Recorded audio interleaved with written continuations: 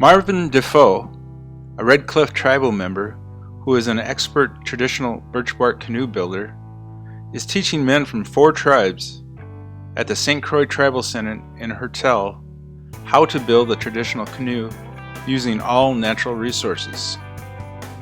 As the men work, more than a canoe is being created. All of them said they are appreciative of the opportunity to learn and become skillful in their traditional ways. It's a big one, huh?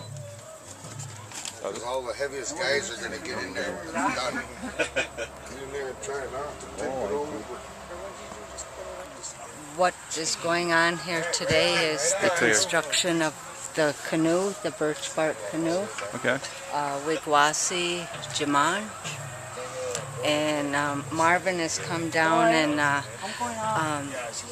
offered his teachings to us so that our people can learn the techniques of building a canoe, and hopefully we can retain this knowledge and do future canoes.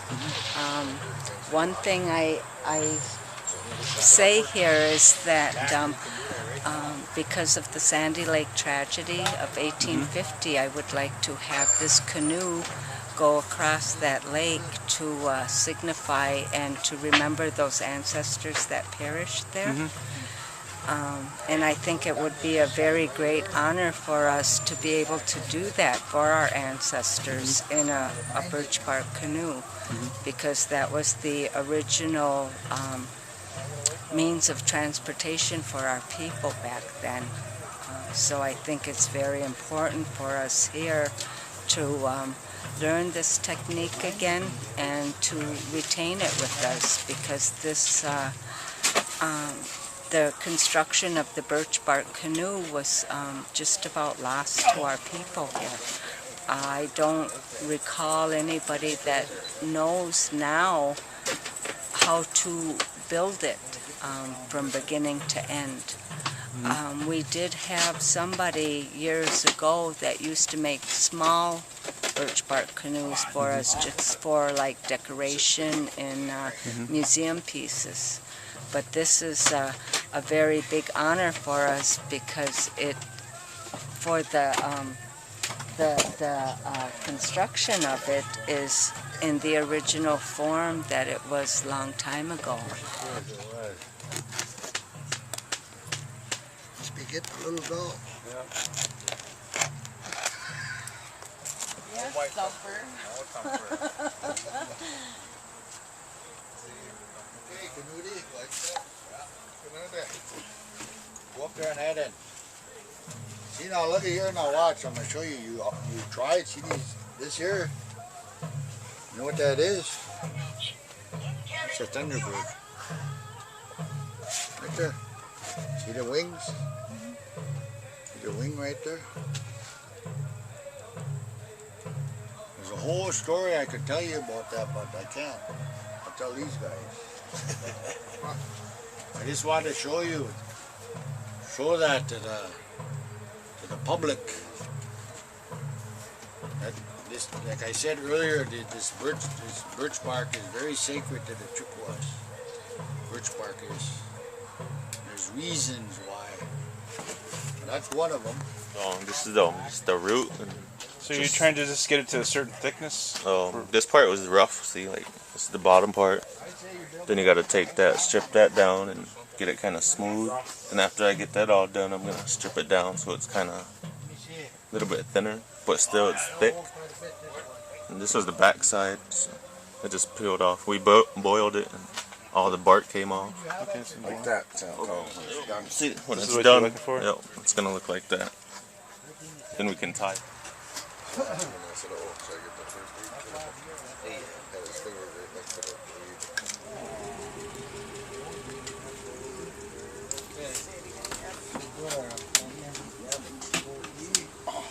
Yes. Is this your first birch bark canoe you've worked on? Yeah, this is my first birch bark canoe. It's pretty fun building it. So what's that like? What's the process and being involved with this? What's that like for you? Well, it's an experience that I've never had. It's nice to be working with fellow people my people. Feels good to work with them. And you know, the process is long, but it takes patience and time. Right. And Well, this is a traditional skill that's been passed down for thousands of years. How does it feel to be part of something like that? I mean, that long history. it's really good because now at least I'll know that I can build one of these on my own or with other people, and it just makes me feel good that I'm learning my old ways, my roots, to my people, Sure. and it feels good. Feels good. It feels really good.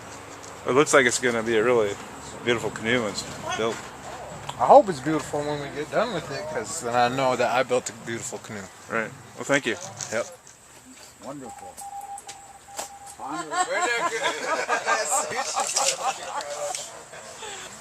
See, you follow, this is where you're going to sew that now, right along the edge, like, this is where I got it, so you don't poke every old place. You poke just where you're going to sew, about right there, see? Keep it at end. Oh, there, good, right there. Tight? Good, right there. Oh, good. I want to use it. And my people, my family has always raised that for generations. And it's Show them out in the woods. Alright, I'll pull this in. No. Oh, over the boat. Put them back in. Down. That's that way. Right like that, see? And I think it's very good to see all of these young men here learning. The older guys learning as well. But That's what I was going to say. It seems like some of the older gentlemen here, too, are having a really good time. yeah, and it's just a very good atmosphere here. I've been coming here pretty much every day since they started the construction and taking pictures for our archives and our museum. One day when we have it, but you know, I think it's just, to me, it's emotional to see this being built again. And I think it's, I get a good feeling seeing our young men here learning this process, so that when they have children, maybe they can do that with their children. And this is just something that, it's a teaching that's always been passed down. But we haven't had anybody in our communities here that have been able to teach us this. So for me, I think it's really exciting, and it's really great to be able to participate in this. And I'm very thankful and very grateful to Marvin to come down and show us this. You know, it's an honor for Saint Croix. Right. So, but we're getting up there and catching up with the other tribes.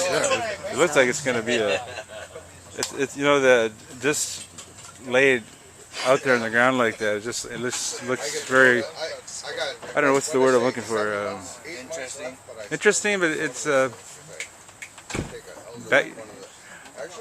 It's probably a one-in-a-lifetime Yeah. chance you'll get to see this Yeah. being done.